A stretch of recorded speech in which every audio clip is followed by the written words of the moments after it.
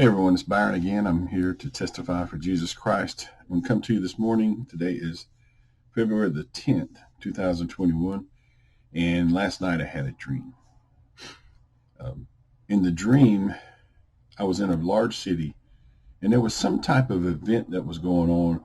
The event made me think of like a exposition where there's vendors, in different sections of the downtown area. And the area was cordoned off into this section, that section, with little netting between them. Something occurred, and it caused a panic. And when I say panic, I mean I had this intense feeling that, man, I have got to get to my car. And I was down there with other friends of mine, and we all, when I say we all, I mean not just me and my friends, but everybody that was in the downtown area, except for employees, just took off running. I was passing employees like at hotels and things like that.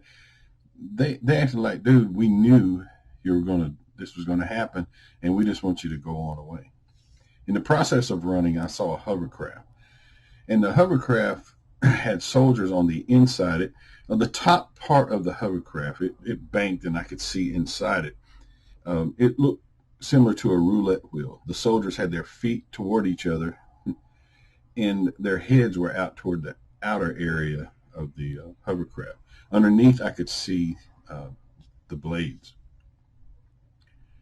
And a PA system was going on, and in the PA system, a man was shouting, "Make sure you are tested." And then he was saying that over the PA system while we were in a panic and a run. I was thinking to myself, I'm not stopping for a test in the middle of this panic, For some reason, whatever caused the panic, it infected everyone that didn't know it was pre-planned. I did not make it to my car before the end of the dream. And when it was over, I had a couple thoughts. One was, what was the big deal to tell people why do they have to be tested? I don't know what type of testing that involved other than maybe what we know to be today of testing. And I just thought, well, could that be a delivery system? I don't know. Secondly, I had this idea, we need to be ready. We don't know when something outside the norm is going to occur. So I'm not saying don't go places and don't be around, but be ready for unexpected things and be ready for things to change. The world has changed. I mean, it just has. And then finally, this particular event, it was consistent with some other dreams that I've had, in that it seemed to be a sponsored type panic mode. I've seen in a dream once before a city employee explode a bomb, like it was governmentally sanctioned to create a panic. I've seen in another dream where something happened inside a school, and the kids in the school needed to get out, but the exit doors had been chained together.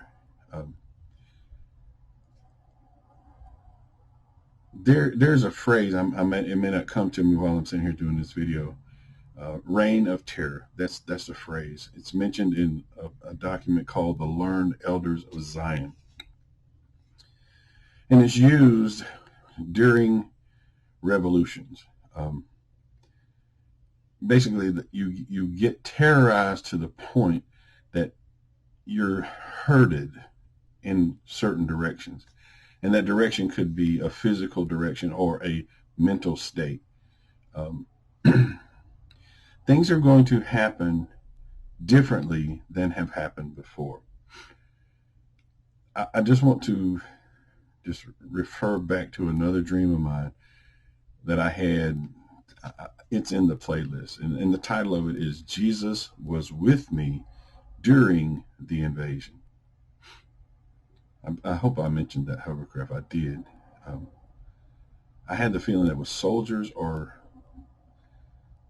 what do you call those mercenary types? They were on the payroll of somebody.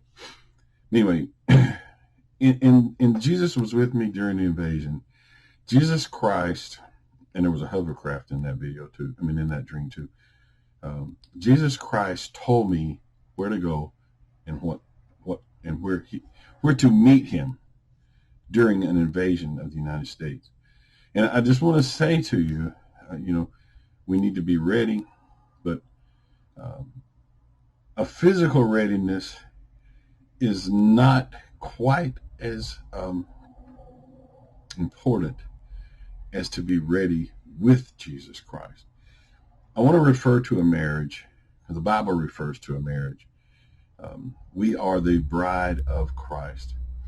And there's a lot that can be done during the course of a day in a marriage. Let's just say I'm married. So my wife and I, we have certain interactions together during a day. But then there's certain times during the day where we don't have interaction.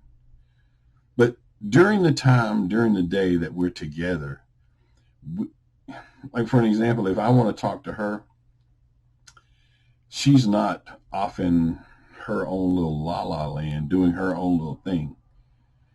She can turn her head to me and talk.